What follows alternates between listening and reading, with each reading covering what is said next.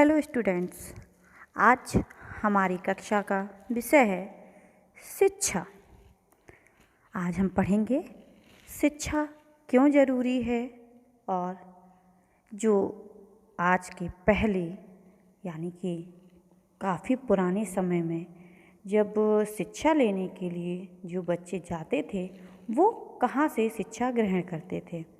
तो जैसे कि आपने देखा ही होगा कहीं ना कहीं किसी पिक्चर में, किसी मूवीज़ में, तो उसमें देखा होगा कि गुरुकुल में बच्चे शिक्षा लेने जाते थे, जहाँ पर वो अपने घरों को छोड़ देते थे और अपने गुरु की सेवा में ही समय व्यतीत करते थे और शिक्षा पूरी हो जाने के बाद ही वो अपने घर वापस जाते थे। कभी कभी ऐसा भी होता था कि उनकी कुछ बातें बच्चों के अभिभावकों को यानी मम्मी पापा को बुरी भी लग जाती थी। तो ये सब चीज़ें कैसे क्या हुआ इस कहानी के द्वारा हम पढ़ेंगे और इसमें हम ये भी शिक्षा लेंगे कि हमें अपने गुरु की कही हुई बात को बुरा नहीं मानना चाहिए, क्योंकि उनकी किसी न किसी बात में कोई ना कोई रहस्य ज़रूर होता है जो हमारे आने वाले समय में हमारी मदद करता है और वह हमारे काम भी आता है। जैसा कि मैंने आपको बताया कि हमारे पाठ का नाम है शिक्षा।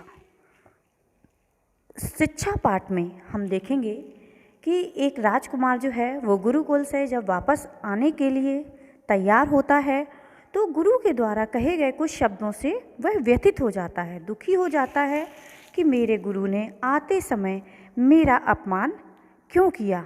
तो हम अपना पाठ शुरू करते हैं शिक्षा। पुराने समय की बात है, एक गुरुजी थे, नाम था पंडित वृषभान। यानी जो गुरुजी थे उनका नाम क्या था? पंडित वृषभान। थे तो गरीब, लेकिन ज्ञान बांटने वाले गुरु के रूप में उनका बहुत नाम था। उनका एक छोटा सा आश्रम था। उस आश्रम में बड़े बड़े लोग भी अपने पुत्रों को शिक्षा प्राप्त करने के लिए भेजते थे। गुरुजी छोटे बड़े घरों के बच्चों में भेद नहीं करते थे और वो सभी को समान प्रेम देते थे, समान रूप से उनको प्यार करते थे। तो एक बार उनके आश्रम में एक राजकुमार भी आया पढ़ने के लिए। कई वर्षों की शिक्षा के बाद गुरुजी ने राजकुमार से कहा, बस तुम्हारी शिक्षा पूरी हो गई है और तुम 4 दिन बाद अपने घर जा सकते हो। राजकुमार बहुत खुश हुआ। वह सोचने लगा कितने वर्षों के बाद वह अपने लोगों से मिलेगा, जहाँ पर वह खेला था और जहाँ उसका बचपन बीता था। वह वहाँ की चीज़ों को देखेगा और सोचने लगा कि वहाँ तो कितना ज़्यादा बदलाव आ चुका होगा।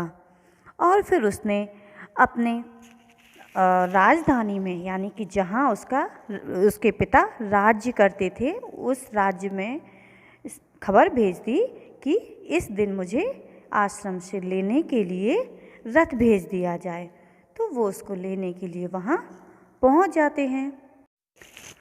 सुबह हुई और राजकुमार गुरुजी से आशीर्वाद लेने के लिए उनके पास गया। गुरुजी ने राजकुमार को आशीर्वाद दिया, खूब फलो फूलो, सुखी रहो और दूसरों को भी सुखी रखो।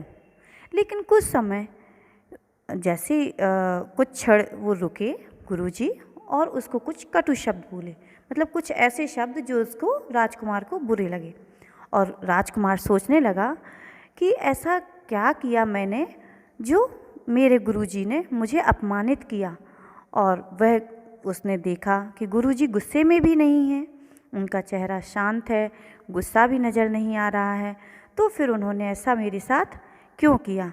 और राजकुमार रोती आंखों में अपना यह सवाल लिए अपने जो उनके सेवक आए थे उनके साथ लौट आया।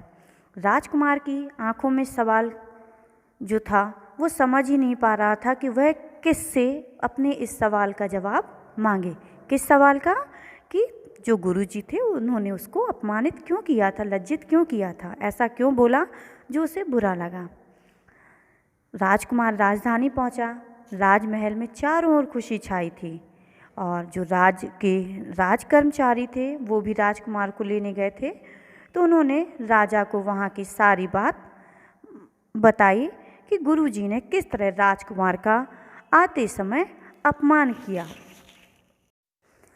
और राजा अपने बेटे के इस अपमान के लिए बहुत क्रोधित हुए और उन्होंने अपने सेवकों को वहाँ पर भेजा जहाँ पर जो उनके पंडित ब्रजभान रहा करते थे, मतलब उनके जो राजकुमार के गुरुजी थे जहाँ पर थे वहाँ पर भेजा कि लेकर आओ और उन्होंने बेवजह मेरे बेटे का अपमान क्यों किया। और ब्रजभान ऐसा जानते थे कि मैंने आते समय राजा के बेटे का अपमान किया है तो वो ज़रूर गुस्से में मुझे मारने पीटने के लिए लोगों को भेजेगा। तो वो वहाँ से गायब हो गए। आप अपनी बुक में देखेंगे तो उसमें लिखा है लापता। लापता मतलब गायब हो जाना, चले जाना, जो किसी को ना दिखाई दे।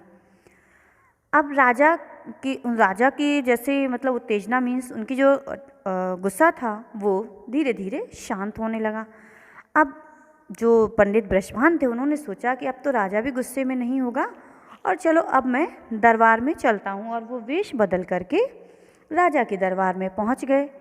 वहाँ पर उन्होंने देखा कि किसान ने लगान नहीं दिया था तो उसके जुर्म में वहाँ पर उसको अपमानित किया जा रहा था।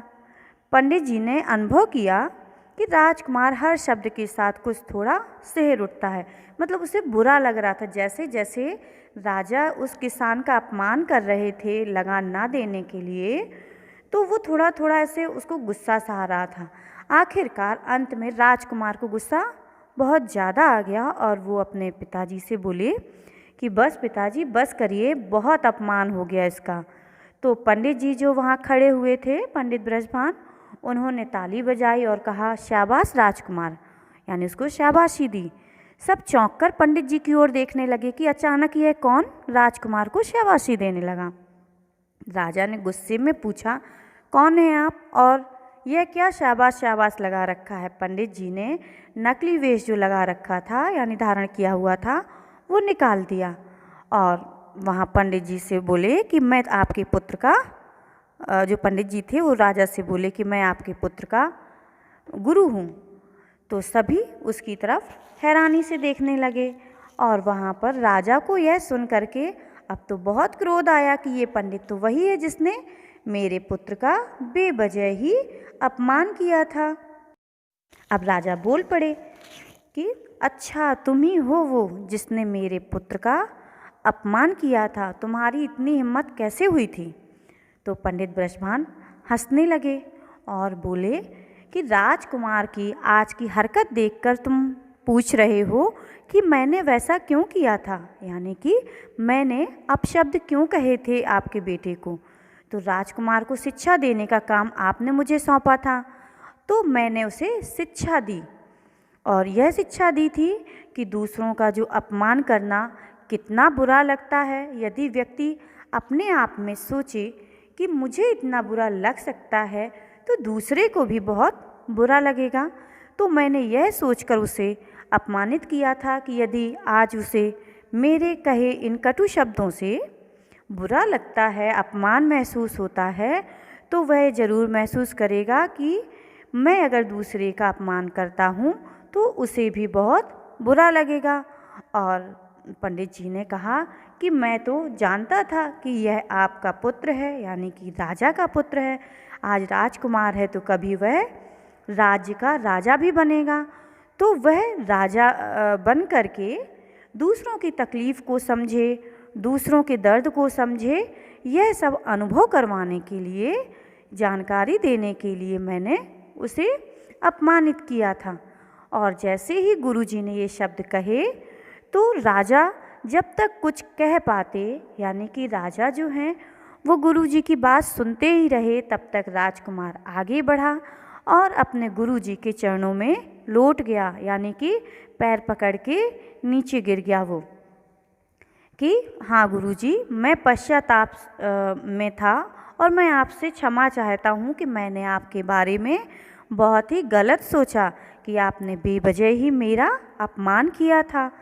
तो गुरुजी ने कहा कि यह तो एक रहस्य था और यह रहस्य आज तुमने जान लिया है, तो आज के बाद मैं जानता हूँ, मैं समझ सकता हूँ कि तुम अपने राज्य की अच्छी तरह से मतलब लोगों की सेवा करोगे और उनकी तकलीफ़ों को समझोगे।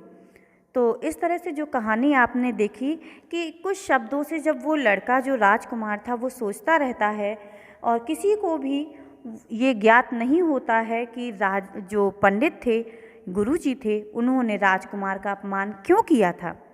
उस अपमान को उस समय तो वो नहीं समझ पाया, लेकिन जब अंत में जो हमने कहानी पढ़ी उसके द्वारा हमको यह मालूम हुआ कि वह चाहते थे कि भविष्य में बनने वाला यह मेरा शिष्य जो है वो राजा बनेगा, तो भविष्य के भावी राजा को वह एक अच्छी शिक्षा देना चाहते थे।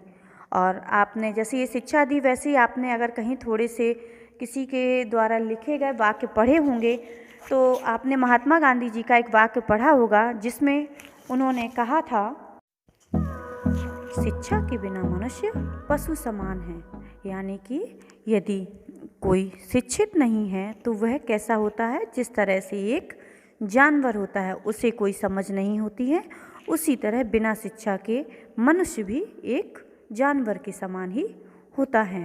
स्वेट मार्टिन ने भी कहा था, सच्ची शिक्षा का अर्थ है संपूर्ण व्यक्तित्व विकास। यानी कि यदि हम शिक्षा ग्रहण करते हैं तो उसके द्वारा हमारे संपूर्ण व्यक्तित्व का विकास होता है।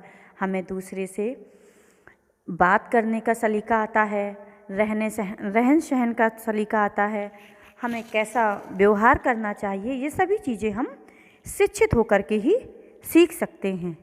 तो आशा है कि आपको यह कहानी जो है बहुत अच्छी लगी होगी, तो इस कहानी को ज़रूर याद करिएगा।